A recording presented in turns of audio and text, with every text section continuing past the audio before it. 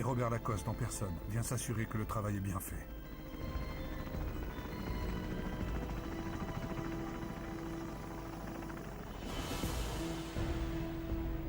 La deuxième zone créée par les militaires est la zone de pacification. Là encore, le ministre vient lui-même armer la population pour qu'elle se défende de l'ALN.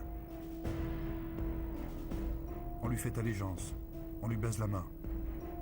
Lacoste, l'ancien résistant, n'a pas compris que l'ordre du vieux monde est en train de changer. Envoyez!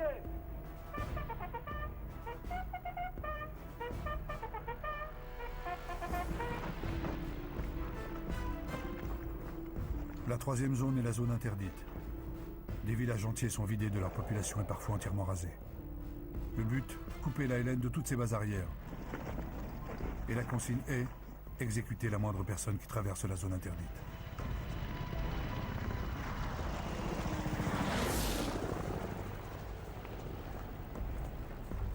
Plus d'1,5 million de paysans sont déplacés vers des camps de regroupement. Mais ce déplacement forcé va provoquer l'exode de dizaines de milliers de personnes vers la frontière tunisienne.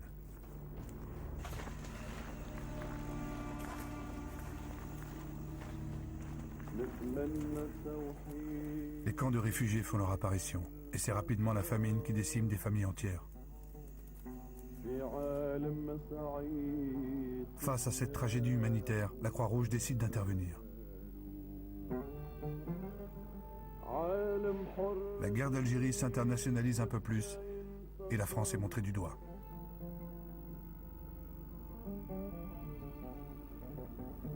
Et pour les plus courageux de ces paysans, une autre route permet de fuir la guerre.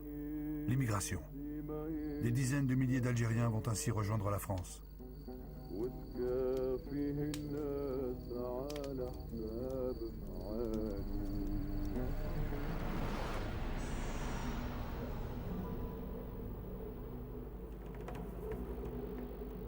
Une dernière zone n'apparaît pas dans le découpage militaire.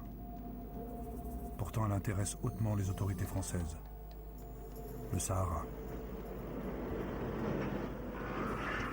Les ingénieurs viennent de découvrir du pétrole à Hassim et Saoud. Cette découverte, maintenue un temps secrète, redistribue les cartes du conflit algérien. Le pays regorge du précieux liquide dont toute société moderne a le plus besoin. Et il n'est pas question de s'en séparer.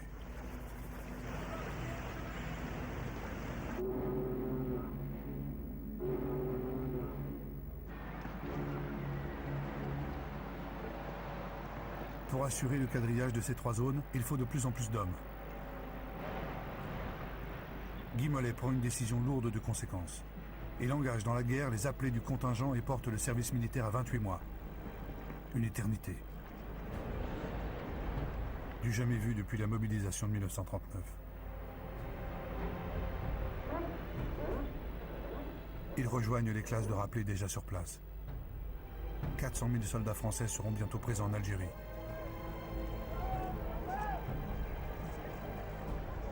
Un dernier baiser pour une maman. Un dernier regard pour une fiancée. Un dernier geste avant l'inconnu.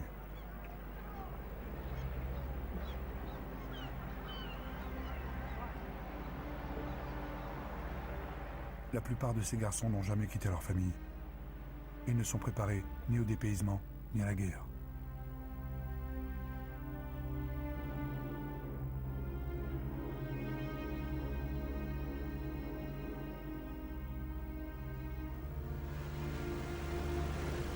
Ma petite maman, ne t'inquiète pas. Le capitaine a été clair. On part pour assurer le service d'ordre, pas pour le casse-pipe. Face à la détresse de la séparation, face à la peur de cette terre inconnue, face à l'angoisse des questions sans réponse, on se rassemble. On prie. Et la nef du navire peut bien remplacer celle de l'église. Dans la guerre, l'homme cherche toujours à mettre Dieu de son côté.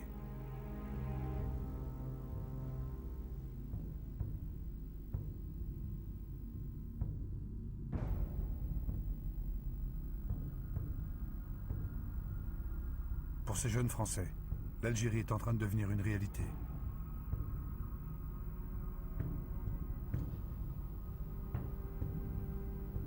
Tous si différents et déjà si semblables, rassemblés par la crainte dans une même humanité. Bientôt frères d'armes et de misère. Le soir, à l'écoute du journal parlé ou télévisé, vous posez la même question. Quelles sont les nouvelles d'Algérie? La même question que je me pose aussi à chaque heure. Qui de vous, qui de nous n'a un fils, un fiancé, un mari, un parent, un ami là-bas? La volonté du gouvernement, c'est que le sang ne coule plus en Algérie. Parmi ces garçons qui débarquent à Alger le 4 mai 1956 se trouvent 19 appelés de moins de 25 ans venant de la région parisienne. Ils n'ont plus que 14 jours à vivre.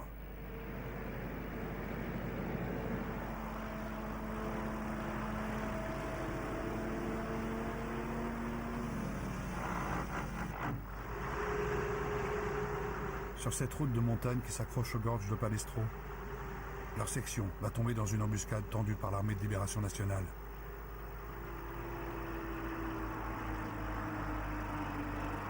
Ils sont tués en moins d'un quart d'heure.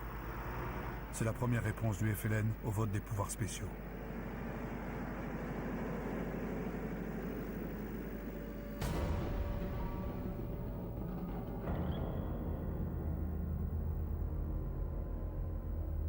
En France, l'émotion est immense.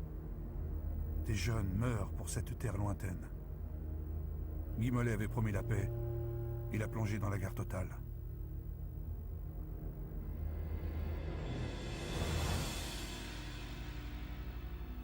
Et c'est François Mitterrand qui se retrouve de nouveau en première ligne, mais cette fois-ci comme ministre de la Justice. Des dizaines de combattants algériens ont été emprisonnés et condamnés. Et l'État doit se montrer inflexible.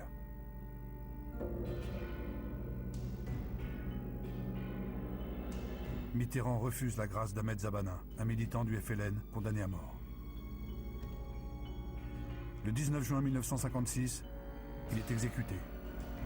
C'est le premier condamné à mort politique guillotiné. Les Algériens en font un martyr de la Révolution. 112 autres prisonniers politiques seront exécutés durant le conflit. La guillotine va devenir une véritable arme de guerre.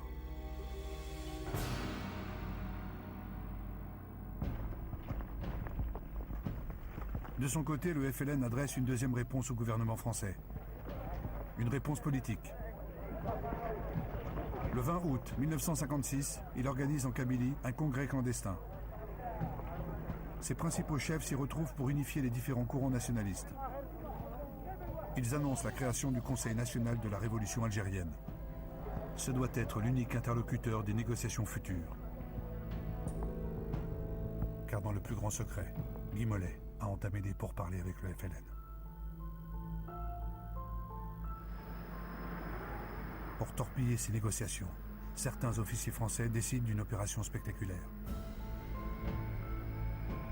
Ils détournent vers Alger un avion marocain transportant des leaders du FLN. Les négociations secrètes sont interrompues et Guy Mollet est mis devant le fait accompli. Le pouvoir politique ne se situe plus en France, il se déplace à Alger entre les mains des militaires.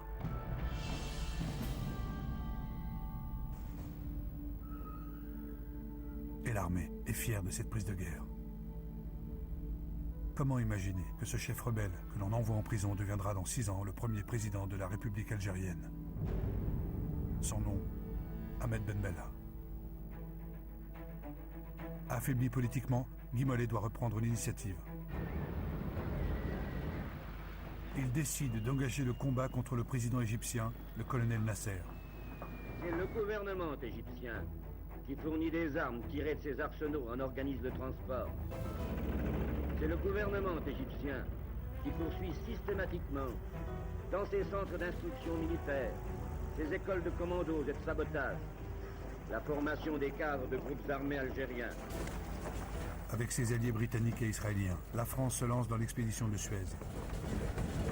L'objectif officiel est de libérer le canal que l'Égypte a nationalisé.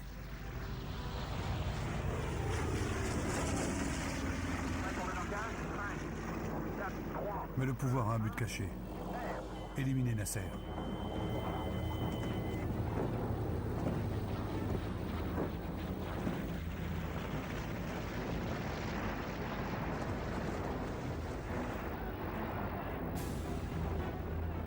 Alors que les para-français se rapprochent du palais présidentiel, ils reçoivent l'ordre de cesser le feu. L'opération de Suez vient de tourner au fiasco politique. Les Russes et les Américains se sont entendus pour obtenir le rembarquement des troupes franco-britanniques et ont obtenu une condamnation à l'ONU. Pour la seconde fois, la question algérienne est inscrite à l'ordre du jour. Face au monde des nations, la France se retrouve isolée. The intention of France to solve the problem of Algeria by permitting the Algerian people free choice as to their future.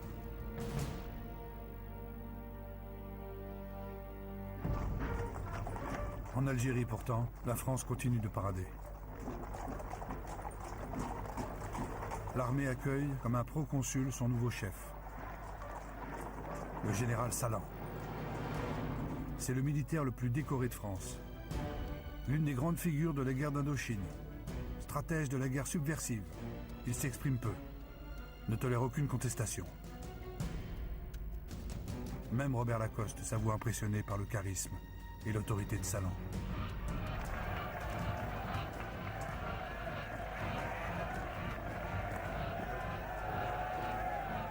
Salan a un objectif, gagner sur le terrain militaire en écrasant définitivement le FLN.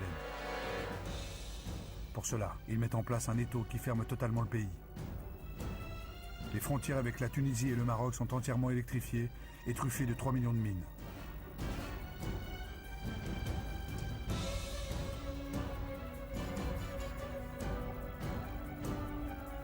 Les passages qui permettaient l'acheminement des armes et la circulation des rebelles sont désormais hermétiques.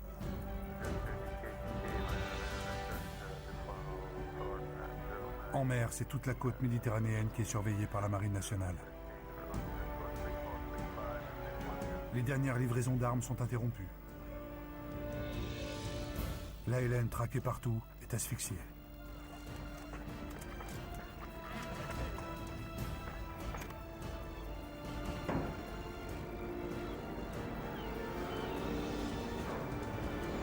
Ces hommes se sont repliés sur Alger.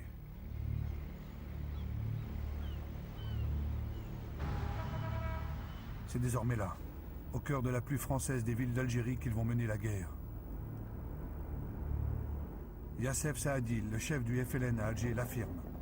C'est à Alger que tout doit maintenant se passer.